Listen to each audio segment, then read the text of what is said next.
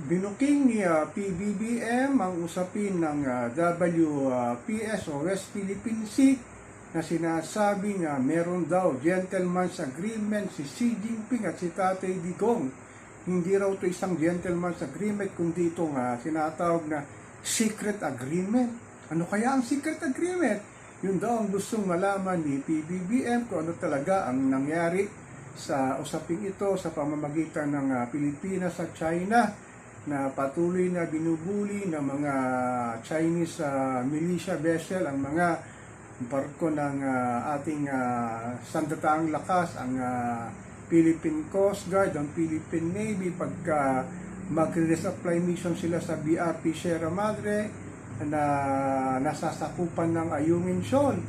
Pero ang sabi ng netizen dito, ninilis daw ni PBBM ang tunay na usapin sa nangyayari sa ating inang bayan sa Ayungin Shoal, pero ang usapin ng pagtaas ng presyo ng bilihin, pagtaas ng inflation, pagtaas ng serbisyo publiko, pagtaas ng krudo, gasolina at kawalan ng trabaho ng mamamayang Pilipino ay hindi yata napapansin ni PBBM.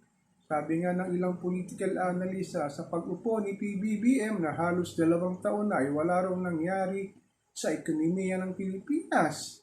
Sa kanyang mga ilang beses na paglabas sa bansa sa pamamagitan ng kanyang foreign travel, wala daw na itong naibigay na magandang investment na galing sa iba't ibang bansa na pinuntahan niya.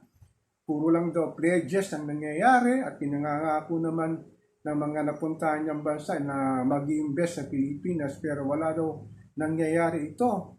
Kaya ang tunay na nangyayari sa Pilipinas ay napapabayaan na ni PBBM sa tinutukoy nitong West Philippine Sea at ang usaping chartering chains sa ating bayan na wala nang halos makain si Juan de la Cruz at hindi na alam saan kukunin ng pagkain ng 3 beses ang araw. Ito pa raw usapin ng Ayungin Shoal sa West Philippine Sea ang pinagkakaabalaan pansin ng ating Pangulo. May point nga naman ng mga netizen, ano?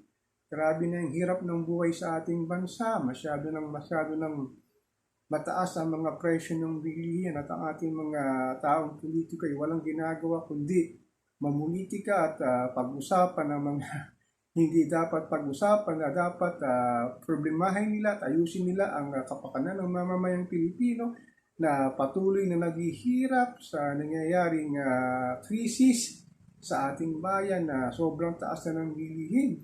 So dapat kay PBBM bumuo talaga ng magandang solusyon para paano maiangat ang ordinaryong buhay ni Juan de la Cruz na walang nakikitang pag-asa raw sa kanyang panunungkulan. Buti pa nga daw si Tatay Digong sa kanyang panahon mababa ang crime rate sa ating bansa, medyo mababa rin ang presyo ng bilihin at hindi raw tulad ngayon, lahat daw ng presyo sa ating komunidad ay nagtataasan. So ito dapat daw pagtuunan ng pansin ni PBBM at wag nang isang alang-alang pa ang nangyayari sa West Philippine Sea kung talagang inaangkin ito ng China. Dapat pag-usapan na lang na payagan na lang yung ating mangingisda na mangisda dun sa area ng Ayungin Shoal para may maganda silang kabuhayan. Hindi itong nangyayari na pamumulitika lang daw sa mga usapin ng ating bayan na hindi naman dapat pag-usapan. So sabi nga nila PBBM, kailan ba tayo gigising? Kailan ba gigising ang iyong gobyerno para mapaganda ang buhay ni Juan de la Cruz na patuloy nang nahihirapan sa iyong panunungkulan? So ako po si Papa Ken, patuloy po ako magmimiro na magmamatsyag dito sa usapin na pinag-uusapan hanggang ngayon ang Ayungin Shoal sa West Philippine Sea.